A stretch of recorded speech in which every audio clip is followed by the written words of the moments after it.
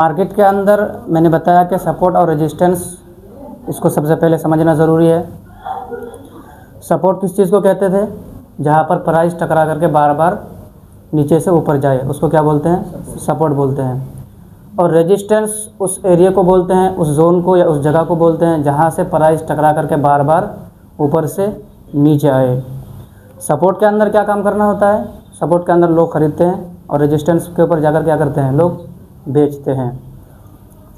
आगे जो चीज़ आएगी सपोर्ट और रेजिस्टेंस के बारे में, उसके अंदर भी यही चीज़ आएगी। असल में सपोर्ट और रेजिस्टेंस जहाँ पर लोग बायर एक्टिव होते हैं, बड़े बड़े इंस्टीट्यूशनल जो ट्रेडर होते हैं, वो सिर्फ एक चीज़ के ऊपर काम नहीं करते। अगर आप समझोगे कि हमने मार्केट के अंदर सपोर्ट को ही सीख लिया या फिर रेजिस्टेंस को ही सीख लिया और उसके बिना पर ही हम ट्रेड करें, तो ऐसा नहीं होता है। मार्केट के अंदर बहुत सारी चीज़ें काम करती है और हर एक अपने एतबार से काम करते हैं, जिसको जो चीज़ अच्छी लगती है उसी एतबार से। लेकिन मार्केट के अंदर ये चीज़ समझना ज़रूरी है कि प्राइस के अंदर कहाँ से उछाल आ रहा है, कहाँ से गिरावट आ रही है, ताकि हम अगर कहीं पर जाकर के माल को ख़रीदना चाहे तो बड़े ट्रेडर के ट्रैप में ना आ जाए कि वहाँ हम ख़रीद रहे हैं जहाँ पर वो लोग बेच रहे हैं, या फिर ऐसा ना हो कि जहाँ हम बेचना चाह रहे हैं वो लोग वहाँ ख़रीद रहे हैं। तो ऐसा नहीं होना चाहिए। तो सपोर्ट किस चीज़ को कहते हैं? सपोर्ट वो जोन या वो एरिया होता है जहाँ पर बायर एक्टिव होते हैं और वहाँ से प्राइस उछाल मारता है, वहाँ पर बायर ख़रीदते हैं और रेजिस्टेंस के ऊपर जाकर के क्या करते हैं? बेच देते हैं। इसकी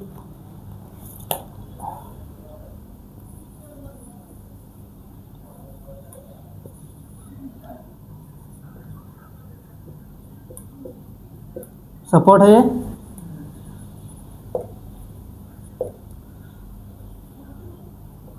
ये रेजिस्टेंस। सपोर्ट के लिए मैंने एक रूल बताया था कि कम से कम प्राइस का 2 मरतबा टकरा करके ऊपर जाना ज़रूरी है, और रेजिस्टेंस के लिए बताया था कि कम से कम 2 मरतबा प्राइस का टकरा करके नीचे आना ज़रूरी है। अगर सिर्फ यहाँ से टकरा कर 1 मरतबा आए तो क्या हम इसको सपोर्ट बोल सकते हैं? नहीं बोल सकते। इसी तरीके से अगर 1 मरतबा यहाँ से टकरा कर ऊपर जाए तो क्या हम इसको रेजिस्टेंस बोल सकते हैं? नहीं बोल सकते। तो इनका रूल याद रखना है कि हम सपोर्ट उस जगह को उसी वक्त कहेंगे जहाँ से प्राइस कम से कम 2 मरतबा टकरा करके ऊपर जाए, और रेजिस्टेंस उस जगह को कहेंगे जहाँ से प्राइस कम से कम टकरा करके नीचे आए। प्राइस के अंदर बहुत ज़्यादा गिरावट और बहुत ज़्यादा उछाल कब आता है? तो मैंने ये चीज़ बताई थी कि जब भी कोई सपोर्ट लेवल टूट जाता है तो उसके बाद शेयर के अंदर बहुत ज़्यादा तेज़ी से गिरावट आनी शुरू हो जाती है। इसी तरीके से जब कोई रेजिस्टेंस लेवल टूट जाता है तो उसके बाद प्राइस के अंदर हद से ज़्यादा उछाल आना शुरू हो जाता है। और ये टूटता कब है, इसके बारे में मैंने एक चीज़ बताई थी कि यहाँ पर जब शेयर को बेचते बेचते नीचे आ रहे होते हैं तो यहाँ पर बायर और सेलर की एक तरीके से फाइट होती है। अगर यहाँ सेलर कमज़ोर पड़ जाए और बायर स्ट्रॉन्ग हो जाए तो प्राइस दोबारा उठ कर के ऊपर जाएंगे, और अगर इस जगह के ऊपर बायर कमज़ोर पड़ जाए और सेलर स्ट्रॉन्ग हो जाए तो प्राइस गिर करके नीचे आ जाएंगे। उसके बाद ये एरिया टूट जाएगा। उसके बाद फिर मैंने एक चीज़ बताई थी कि जब कोई लेवल टूटता है, जब कोई जोन टूटता है, जब कोई एरिया टूटता है, तो वही चीज़ जो पहले सपोर्ट का काम करती थी अब अगली मरतबा वो रेजिस्टेंस का काम करने लगती है। और वही चीज़ अगर कोई ब्रेकआउट हो जाता है, यानी कोई रेजिस्टेंस की लाइन टूट जाती है, तो वो चीज़ जो पहले रेजिस्टेंस बन रही थी अब वो रेजिस्टेंस नहीं बनेगी बल्कि क्या बनेगी? सपोर्ट बनेगी।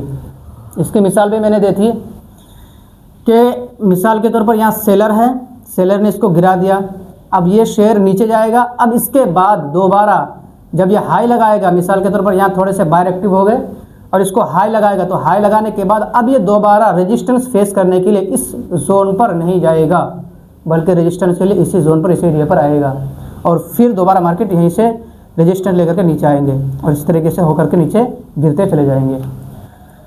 रेजिस्टेंस के बारे में भी मैंने ये चीज़ बताई थी कि अगर कोई रेजिस्टेंस लेवल टूट जाए, ब्रेकआउट हो जाए, ब्रेकआउट का मतलब, टूटने का मतलब क्या है? ब्रेकआउट हो जाना।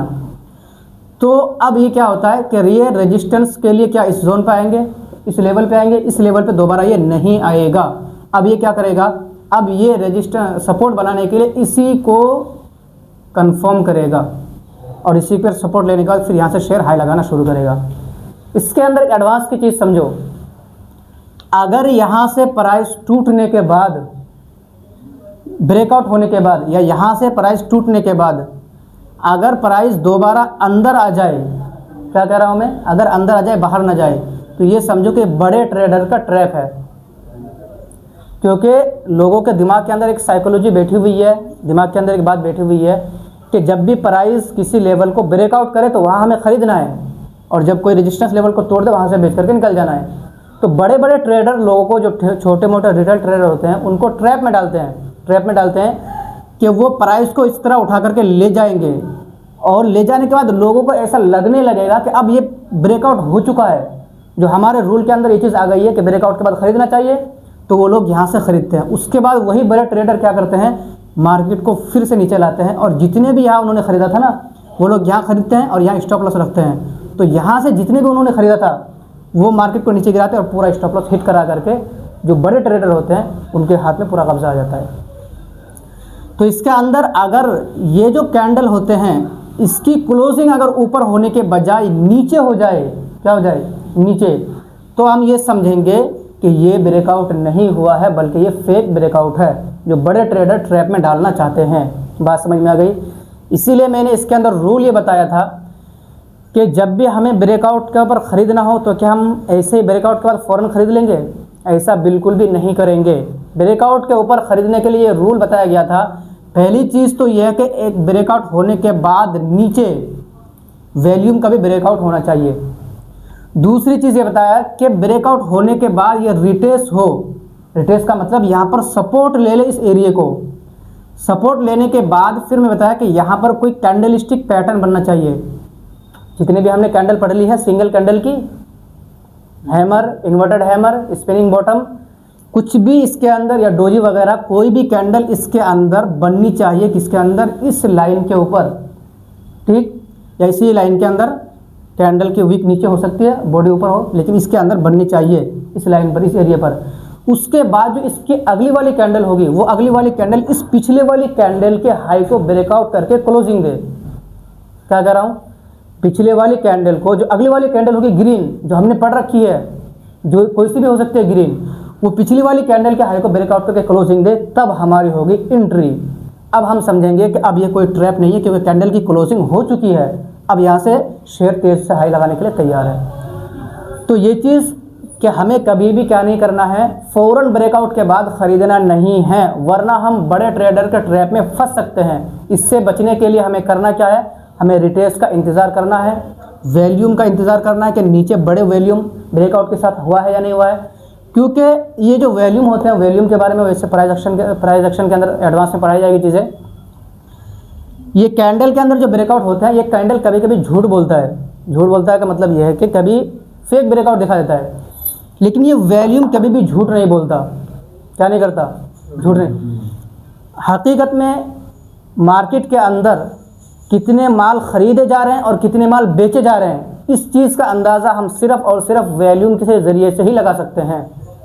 बगैर वॉल्यूम के हम लगा ही नहीं सकते, क्योंकि कैंडल कभी ऊपर, कभी नीचे, कभी वीक बनते हैं, कभी बगैर वीक के। तो बहुत सारी चीज़ें कैंडल के अंदर होती है। वही चीज़ें कि हकीकत में मार्केट के अंदर कितने लोगों ने ख़रीदा है माल या फिर नहीं ख़रीदा है, वो हमें वॉल्यूम बताते हैं। तो वॉल्यूम के बारे में तो इंशाल्लाह आगे चीज़ आएगी। तो इसी वजह से सिर्फ यहाँ ये चीज़ याद रखनी है कि वॉल्यूम देखना है कि वॉल्यूम के साथ क्या हुआ हो, ब्रेकआउट हुआ हो। उसके बाद रिटेस्ट होने के बाद हम क्या करेंगे? एंट्री लेंगे। इसी तरीके से क्या हम जब कोई ये रेजिस्टेंस लेवल टूट जाए तो हम इसके अंदर क्या कर देंगे? सपोर्ट लेवल अगर टूट जाए तो बेच के निकल जाएंगे माल? ऐसा नहीं करेंगे, बल्कि इंतज़ार करेंगे। वैसे तो स्टॉप लॉस के बारे में बता दिया गया है कि हमें स्टॉप लॉस कहाँ रखना है, और उसी स्टॉप लॉस के बेस पर यहाँ पर काम करना है। तो नीचे कैंडल के क्लोजिंग का इंतज़ार करेंगे, यहाँ कैंडल की क्लोजिंग हो जाएगी तो हम माल बेच करके निकल जाएंगे, उससे पहले पहले नहीं निकलेंगे। ये बात समझ में आ गई? तो थोड़ी सी एडवांस की चीज़ें थी।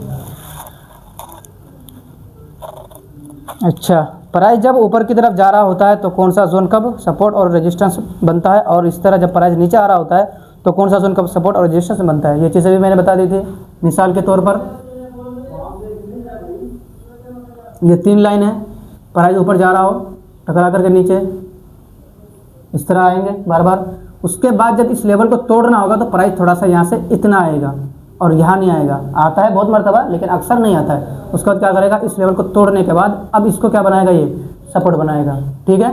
उसके बाद फिर इसके अंदर इस तरह जाएगा आएगा जाएगा आएगा, उसके बाद फिर जब इस लेवल को तोड़ना होगा तो यहाँ जाने को जाएगा और इसके बाद यहाँ जा करके फिर ये हाई लगाएगा। तो इस तरीके से कोई एक ही चीज़ जो पहले रेजिस्टेंस का काम करती थी वो आगे जा करके सपोर्ट का काम करने लग जाएगी। उसी तरीके से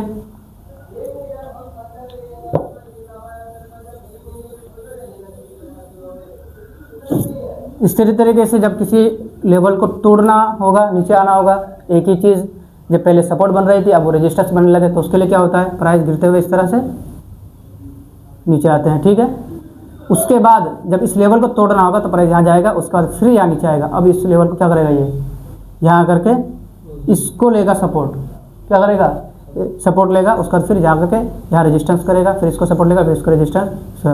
तो वही चीज़ जो पहले सपोर्ट बन रही थी अब ये रेजिस्टेंस बनना शुरू हो जाएगी।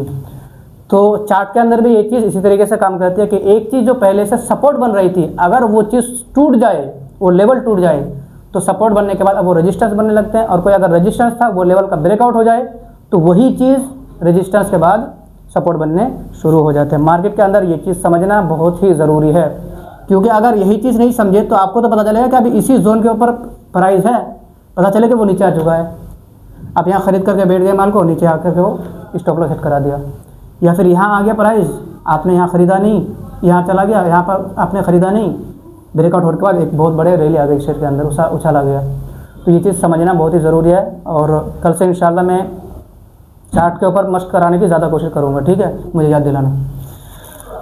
उसके बाद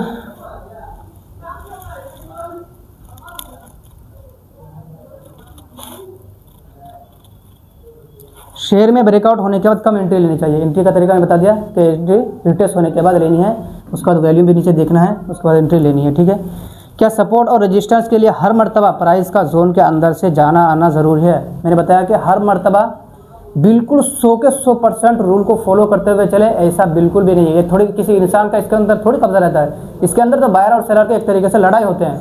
वो बायर ऑर्डर लगाते हैं, ये सेल ऑर्डर लगाते हैं, ये बायर ऑर्डर, इस तरीके से चलते रहता है। जिनके ऑर्डर ज़्यादा जाते हैं, जिनके ऑर्डर ज़्यादा होते हैं, वहीं से प्राइस के अंदर उछाल गिरावट शुरू हो जाती है। तो मार्केट के अंदर ये चीज़ तो याद रखनी है कि मार्केट के अंदर कोई भी चीज़ तुक्के से नहीं चलती, मतलब कि कभी भी कुछ भी हो जाए ऐसा नहीं होता है, पूरा एक रूल होता है उसके अंदर। लेकिन इसके अंदर कि मार्केट कब ऊपर जाने वाला है कब नीचे, ये चीज़ डिपेंड करती है बायर और सेलर के ऑर्डर पर, उन्होंने कितना ऑर्डर लगाए, उस शेयर के अंदर उनको क्या फ़ायदा देखने को मिल रहा है। कोई अगर बड़े बड़े इंस्टीट्यूशन होते हैं, किसी शेयर के अंदर उसको अच्छी न्यूज़ मिल रही होती है, उनके फंडामेंटल अच्छे होते हैं या फिर कोई भी चीज़ होती है, तो उसके बेस पर चाहे उनको हज़ारों क्वांटिटी एक साथ खरीदना पड़े, पूरे शेयर को उठा कर रख देता है। कौन? बड़े बड़े ट्रेडर जो FI होते हैं ना, DI होते हैं, तो हमारे तरह नहीं होते जो हज़ार में लाख 2 लाख रुपए उनके पास होते हैं, बल्कि 10,000 करोड़ 20,000 करोड़ 1 लाख करोड़ की क्वांटिटी उनके पास पैसे होते हैं। और पूरा जब एक मरतबा लगाते हैं ना, इतनी बड़ी कैंडल एक ही मरतबा बना देते हैं वो। और छोटे छोटे ट्रेडर जिनके पास 10 करोड़ 20 करोड़ 50 करोड़ रुपए हैं, वो इस तरह के छोटे छोटे कैंडल बनाएंगे। ठीक है, तो इसके अंदर असल रूल क्या रखनी है कि हमेशा हमें सपोर्ट पर ख़रीदना है और रेजिस्टेंस पर जा कर के बेच देना है। ये चीज़ असल इसके अंदर रूल रखनी है। ये तो सपोर्ट और रेजिस्टेंस की मार्किंग 1 थी जो मैंने बता दी। अब सपोर्ट और रेजिस्टेंस के अंदर मैंने ये चीज़ इसके अंदर क्या बताई, खास ये चीज़ बताई कि बायर यहाँ एक्टिव हो जाते हैं सपोर्ट लेवल पर। प्राइस जब कहीं से मिसाल के तौर पर समझो गिरते हुए इस तरह नीचे आ रहे हैं, यहाँ कोई जोन है सपोर्ट का, तो यहाँ क्या हो जाते हैं, बायर एक्टिव हो जाते हैं। यहाँ बायर एक्टिव होने के बाद यहाँ से ख़रीदना शुरू करते हैं और उसका फिर प्राइस को ऊपर उठा करके ले जाते हैं। उठा करके ले जाने के बाद यहाँ पर ले जा करके वो बेच देते हैं। तो इसके अंदर असल काम क्या है? इसके अंदर असल काम यही हुआ कि सपोर्ट पर लोग ख़रीद रहे हैं और रेजिस्टेंस पर क्या कर रहे हैं, लोग बेच रहे हैं। यही चीज़ मैंने बताया कि सिर्फ सपोर्ट और रेजिस्टेंस के बेस पर ही लोग काम नहीं करते, बल्कि बहुत सारे तरीक़ों पर काम करते हैं। लेकिन उसके अंदर हमें ये चीज़ देखनी ज़रूरी है कि बायर कब कब एक्टिव हो रहे हैं, सेलर कब कब एक्टिव हो रहे हैं, ताकि हम भी उनके साथ खरीद सके। जो बड़े बड़े ट्रेडर होते हैं उनके साथ अगर हम वो 1000-2000 क्वांटिटी एक साथ खरीदते हैं, जहाँ से शेयर के अंदर उछाल मारना शुरू होता है, तो अगर हम भी उनके साथ चलेंगे तो प्रॉफिट बुक कर सकते हैं। वरना अगर हम उनका उल्टा चले, वो तो 1000 क्वांटिटी माल खरीद रहा है और हम खरीद रहे हैं 100 क्वांटिटी, क्या हमारी 100 क्वांटिटी उसको उठा के ले चल जाएगा? नहीं चल सकता ना। तो यही चीज़ करनी कि उनके साथ हमें ख़रीदना है और उनके साथ बेचना है। जब वो ख़रीदे, जब वो एक्टिव हो उस वक्त ख़रीदना है, और जब वो बेचे उस वक्त बेच करके निकल जाना है। ठीक है, तो इसके अंदर एक मार्किंग के हिसाब से हमने बता दिया कि सपोर्ट और रेजिस्टेंस होती है, यहाँ ख़रीदना और यहाँ बेचना है। एक दूसरी मार्किंग है जो आज की क्लास के अंदर होने वाले हैं, और आज के क्लास की वही असल चीज़ है। दूसरी मार्किंग के अंदर मैंने उनको पढ़ाया था, इसके अंदर बिल्कुल अच्छे तरीके से चीज़ों को समझना है। कई दिन उन्होंने लगाया था इसको पढ़ने में, और इनकी मार्किंग में कई मरतबा गलती भी उनसे हुई थी, तो मैंने कई मरतबा उनके चार्ट को बार बार चेक किया था। तो इस चीज़ के अंदर बिल्कुल भी गलती नहीं करनी है, इसको पहले समझना अच्छे तरीके से, उसके बाद इसकी मार्किंग करनी है। ये चीज़ अगर समझ गए, ये जो आज की मार्किंग बता रहा हूँ मैं, तो आने वाली जो मार्किंग होगी क्वालिटेटिव लेवल की, जहाँ पर बड़े बड़े ट्रेडर असल में काम करते हैं, वो मार्किंग आसान हो जाएगी, उसके अंदर कोई परेशानी नहीं होगी। ठीक है,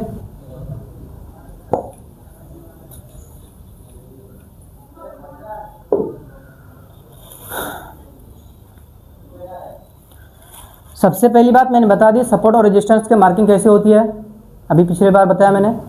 अब सपोर्ट और रेजिस्टेंस के मार्किंग के दो तरीके होते हैं। एक तरीका तो यह है कि हम मार्क करें किसके अंदर, इंडेक्स के अंदर। दूसरा तरीका ये होता है कि हम मार्किंग करें किसी शेयर के अंदर, इंडेक्स के अंदर ना करें।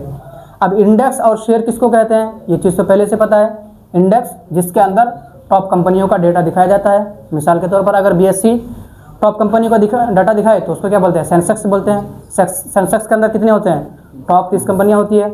इसी तरीके से अगर NSE टॉप 50 कंपनियों का डेटा दिखाए तो उसको बोलते हैं निफ्टी 50।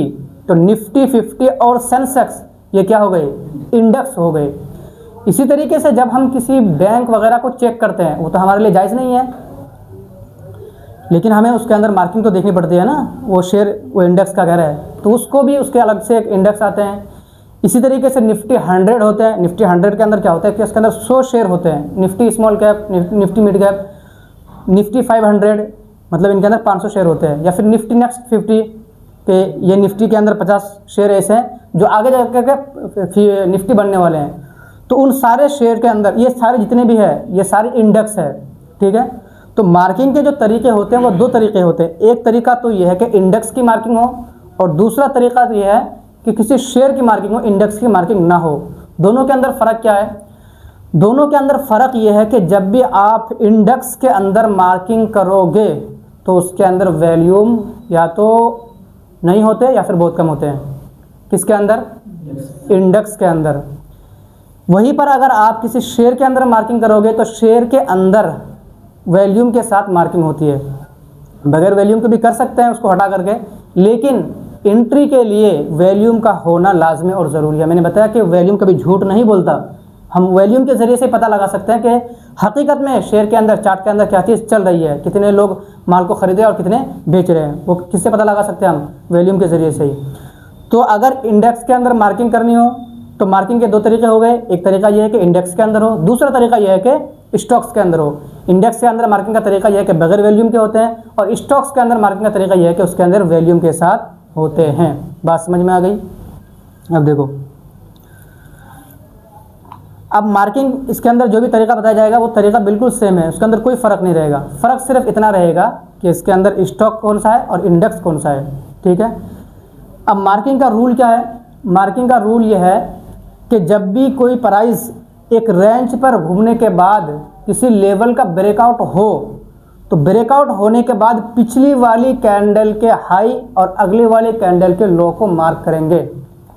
नहीं आ रही समझ में, नहीं आएगी समझ में, दिखा रहा हूँ। मिसाल के तौर पर प्राइस गिरते हुए समझो नीचे आ रहा है, क्या हो गया इसको, नीचे आ रहे हैं या फिर ऐसे साइडवेज में चल रहा है मार्केट। इसी तरह से ऊपर नीचे कई दिनों तक मार्केट हो रहे हैं। ठीक है, उसके बाद अचानक एक ग्रीन कैंडल की ब्रेकआउट होती है यहाँ पर। समझ में आ रही है बात। तो अब इसके अंदर मार्किंग करेंगे कैसे,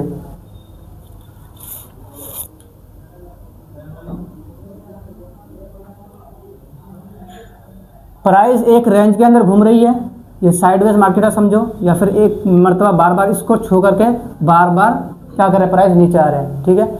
अचानक एक ग्रीन कैंडल ने यहाँ पर ब्रेकआउट दिया, ये ग्रीन कैंडल समझो, मैंने रेड कलम से लिख दिया।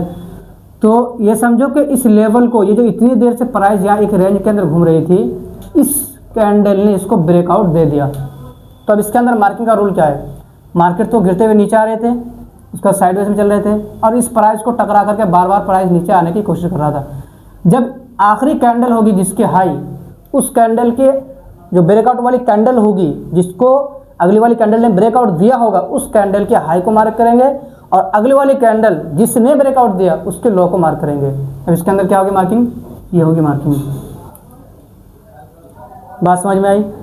इसका फ़ायदा क्या होगा, इसका फ़ायदा ये होगा कि जब भी प्राइस यहाँ से उठने के बाद दोबारा नीचे इस जोन में आएगा, तो यहाँ से प्राइस उठ करके दोबारा चलेगा, इसका ये फ़ायदा होगा। बात समझ में आई? अगर हम मार्क कर रहे हैं इंडेक्स के अंदर, तो हमें वॉल्यूम देखने की ज़रूरत नहीं है, क्योंकि इसके अंदर वॉल्यूम होते ही नहीं है। और अगर हम मार्किंग कर रहे हैं स्टॉक्स के अंदर, तो उसके लिए ये चीज़ तो लाजमी है, तो हमें ये चीज़ स्टॉक्स के अंदर देखना ज़रूरी है। और साथ साथ ये देखना ज़रूरी है कि ये जो ग्रीन कैंडल ने ब्रेकआउट दिया पिछली वाली कैंडल को, ये उस पूरे एरिया को, इसके नीचे ग्रीन वॉल्यूम का ब्रेकआउट हुआ है या नहीं। ये जितने भी कैंडल बनते हैं ना, तो उसके नीचे नीचे इस तरह से वॉल्यूम भी बनते हैं। क्या होते हैं? वॉल्यूम। तो ये अगर छोटे छोटे कैंडल होंगे तो वॉल्यूम इस तरह के होंगे, छोटे छोटे। अब अचानक एक बड़ी कैंडल बनेगी अगर, तो बड़ी कैंडल के साथ यहाँ बड़े वॉल्यूम होना ज़रूरी है। कभी कभी ऐसा होता है बड़े वॉल्यूम नहीं होते हैं, तो फेक ब्रेकआउट होते हैं। तो यहाँ पर ये चीज़ याद रखनी है स्टॉक्स के मार्किंग के अंदर कि बड़े वॉल्यूम के साथ, किसके साथ, कैंडल के साथ वॉल्यूम भी ज़रूरी हो। ये तो सपोर्ट लेवल हो गए। नीचे जो बनते हैं वो वॉल्यूम होता है ना, हैं? नीचे जो बनते हैं एकदम, हाँ नीचे, वही वॉल्यूम होता है। हाँ वही वॉल्यूम होता है। तो इसके अंदर ये चीज़ हो गई। अब ये तो मार्किंग हो गई सपोर्ट लेवल की। अब रेजिस्टेंस लेवल की मार्किंग क्या करेंगे, प्राइस तो यहाँ नीचे गिर रहा था, उसके बाद ब्रेकआउट हुआ, हम पिछले वाली कैंडल के हाई अगले वाली कैंडल के लो को मार्क किए, ठीक है। टाइम क्या होगा देखो, पिछले वाली कैंडल के हाई अगली वाली कैंडल के लो, इसको हमने क्या किया, मार्क किया। ये तो सपोर्ट लेवल है। अब रेजिस्टेंस लेवल हो, अगर कोई मिसाल के तौर पर प्राइस ऐसे समझो, ये ग्रीन कैंडल के कलम है, ये समझो,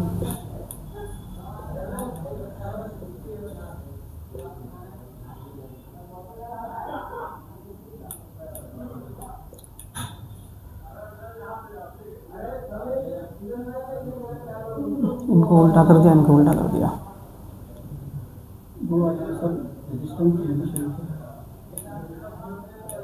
हैं? ऊपर वाला सपोर्ट की है, रेजिस्टेंस ये तो सपोर्ट किया। ये मैंने बताया कि ये गलती से हो गई है रेड कैंडल से। हाँ सपोर्ट किया। रेड कैंडल ये मैंने लाल कलम चला दिया गलती से, ग्रीन असल में है नहीं, वो ग्रीन का कलम ही नहीं है इसमें, इसीलिए। वरना तो ये सारी अक्सर कैंडल है क्या है, ग्रीन है, ये ग्रीन, रेड कैंडल नहीं है। इससे जो ब्रेकआउट हुई है कैंडल, ये भी क्या है, ग्रीन है, क्योंकि ब्रेकआउट होगी कैंडल तो ग्रीन ही होगी, वरना तो रेड कैंडल नीचे आके क्लोजिंग होती है ना उसकी, ऊपर जाने की उसकी ज़रूरत क्या है। समझ में आ रही है बात? इसके बाद ये समझो कि मार्केट इस तरह अप ट्रेंड में जा रहा था, बार बार किसी एक लेवल को टकरा करके नीचे गिरने की कोशिश कर रहा था, लेकिन वो नीचे गिर नहीं पा रहे थे। तो उसके बाद कोई एक कैंडल आती है बड़ी सी रेड, और फिर होती है उसकी यहाँ पर एंट्री क्लोजिंग की। ये कैंडल जो ब्रेकआउट कर रही है, किसको ब्रेकआउट कर रही है, इस हाई के लेवल को ब्रेकआउट कर रही है। किसके? इस हाई के, इस लो के लेवल को। किसको? इस लो के लेवल को। तो अब इसके अंदर हम मार्किंग जो करेंगे, मार्किंग का तरीका क्या रहेगा, ठीक उसका उल्टा हो जाएगा।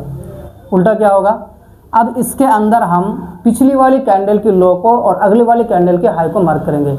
यहाँ मार्किंग क्या था, पिछली वाली कैंडल के हाई या पिछली वाली कैंडल की लो, यहाँ पिछली वाली कैंडल के लो, यहाँ पिछली वाली कैंडल के अगली वाली कैंडल के हाई को मार्क करेंगे। मार्किंग क्या होगी, ये और ये, ठीक। इसका फ़ायदा क्या होगा, इसका फ़ायदा ये होगा कि जब ये शेयर गिरते हुए नीचे आएंगे और हम यहाँ कहीं पर एंट्री लेंगे सपोर्ट लेवल पर, तो जैसे ये शेयर उठ कर के ऊपर ऐसे जाने की कोशिश करेगा, तो इस लेवल पर पहुंचने के बाद यहाँ से इसके अंदर गिरावट शुरू हो जाएगी, तो हमें यहाँ से बेच कर के ही शेयर को निकल जाना है। बात समझ में आ रही है? कोई उलझन है नहीं है। तो इस तरीके से मार्किंग हो जाएगा। अब जब किसी इंडेक्स के अंदर तो हम शेयर को खरीदते बेचते नहीं हैं, तो फिर हम इंडेक्स के अंदर क्या करेंगे? तो इंडेक्स के अंदर ये चीज़ काम इस तरीके से आती है कि जब भी मार्केट एक डाउन ट्रेंड में आते हैं तो उसके अंदर इसी तरीके से लाइन मार्क किए जाते हैं, या कोई मार्केट अप ट्रेंड के अंदर जा रहे होते हैं तो इस तरीके से लाइन मार्क किए जाते हैं, चार्ट मार्क किए जाते हैं। उसके अंदर ये चीज़ देखी जाती है कि अब मार्केट यहाँ से रिवर्सल होने वाला है। अगर किसी सपोर्ट जोन पर आ जाए, इस तरीके से यहाँ गिरते हुए मार्केट आते हैं, सपोर्ट पर आ जाए, तो अब यहाँ पर बायर एक्टिव हो जाते हैं और वो समझ लेते हैं कि मार्केट को जितना गिरना था वो गिर चुका है, अब यहाँ से एक तेज़ी रैली के लिए मार्केट तैयार है। तो अब इसी जगह पर लोग फुल भर के बाय करना शुरू कर देते हैं। ठीक है, इस तरीके से मार्केट कोई अप ट्रेंड में जा रहा था, अप ट्रेंड में जाते जाते एक रेजिस्टेंस लेवल पर आ गया। ठीक है, इस तरीके से चलते चलते एक रेजिस्टेंस लेवल पर आ गया। तो अब यहाँ पर जितने भी बायर है वो एक्टिव हो जाते हैं और वो सोचते हैं कि जितना इस इंडेक्स को चलना था अब चल चुका है, अब इस इंडेक्स के अंदर गिरावट आने वाली है। तो यहाँ पर क्या करते हैं लोग, माल को बेच करके निकल जाते हैं। यहाँ पर इंडेक्स के ज़रिए से जो शेयर को खरीदते हैं तो यहाँ पर थोड़ी सी खरीदना वो कम कर देते हैं। ठीक है, तो इस तरीके से काम करता है इंडेक्स। तो किसी भी शेयर को खरीदना है या बेचना है तो उसके अंदर इंडेक्स देखे जाते हैं, क्योंकि इंडेक्स के ज़रिए से ही वो पूरे के पूरे शेयर के अंदर क्या आते हैं, उछाल आते हैं और मार्केट उसी के ऊपर बेस पर चलते हैं कि मार्केट आज ग्रीन है या रेड है। ठीक है, इस वजह से इंडेक्स के अंदर मार्किंग की जाती है और इंडेक्स को देखा जाता है। अब स्टॉक्स के अंदर क्या होंगे? स्टॉक्स के अंदर भी सेम इसी तरीके मार्किंग होगी। फ़र्क क्या होगा? फ़र्क सिर्फ इतना होगा कि हम वॉल्यूम के साथ मार्किंग करेंगे, बगैर वॉल्यूम के मार्किंग नहीं करेंगे। मार्किंग का तरीका तो वही है, बस ये समझो कि ग्रीन कैंडल है,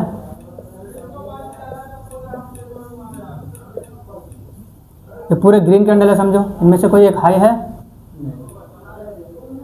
समझो कि इसको प्राइस टकरा करके बार बार नीचे आने की कोशिश कर रहा है, प्राइस उठ रहा है लेकिन बायर यहाँ इतना सेलर एक्टिव है कि उठने नहीं दे रहा है, उठ रहा है लेकिन उठने नहीं दे रहा है, उठने नहीं दे रहा है। अचानक एक ग्रीन वैल्यूम आती है, ग्रीन कैंडल आती है और ये इस तरीके से प्राइस को उठाते हैं। तो आप मार्किंग क्या करेंगे? मार्किंग करेंगे इसके अंदर इसके हाई को और इसके अंदर इसके लो को मार्क करेंगे। साथ साथ यहाँ देखना है कि वॉल्यूम का भी ब्रेकआउट हो। ठीक है, वॉल्यूम के अंदर वीक नहीं होते। ठीक है, वॉल्यूम का भी क्या हो, ब्रेकआउट हो। उसके बाद ही अगर हमें किसी शेयर के अंदर एंट्री करनी है तभी हम एंट्री कर सकते हैं। फ़ायदा क्या होगा हमारा? हम तो इसकी भी मार्किंग कर सकते थे, इसकी भी कर सकते थे ना। फ़ायदा क्या होगा हमारा? हमारा फ़ायदा यही है कि हमें जब एंट्री लेनी हो तो एंट्री के लिए हम देखेंगे क्या, वॉल्यूम को, क्योंकि वॉल्यूम के ज़रिए से हकीकत में बाइंग आती है।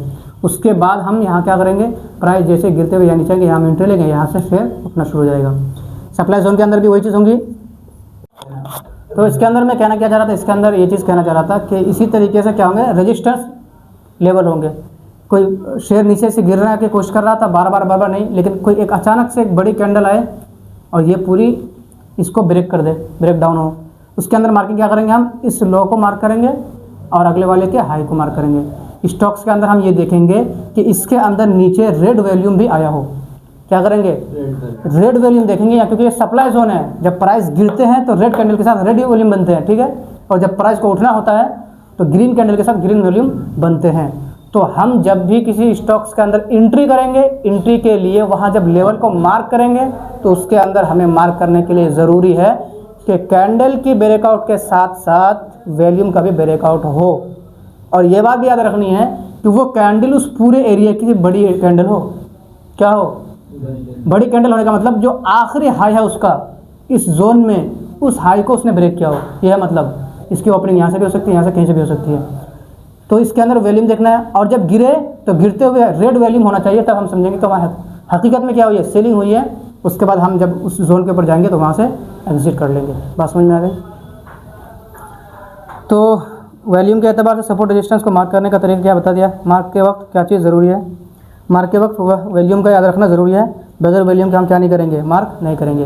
तो ये मार्किंग के दोनों तरीके मुकम्मल हो चुके हैं। अब इसके अंदर आप लोगों को चार्ट बना करके लाना है। कल की जो पिछले वाले जो मैंने आप पढ़ाया दोबारा, उसकी भी चार्ट लानी है बना करके। आज की जो पढ़ाया उसको भी चार्ट लाना है। चार्ट बना करके ग्रुप के अंदर क्या करना है, शेयर करना है। उसके अंदर चेक करने के बाद फिर मैं चेक करूँगा, ठीक है, क्या क्या चीज़ उसके अंदर सही होती है, गलत होती है। कोई उलझन है, समझ में आ गई सारी चीज़, कोई परेशानी नहीं? ठीक।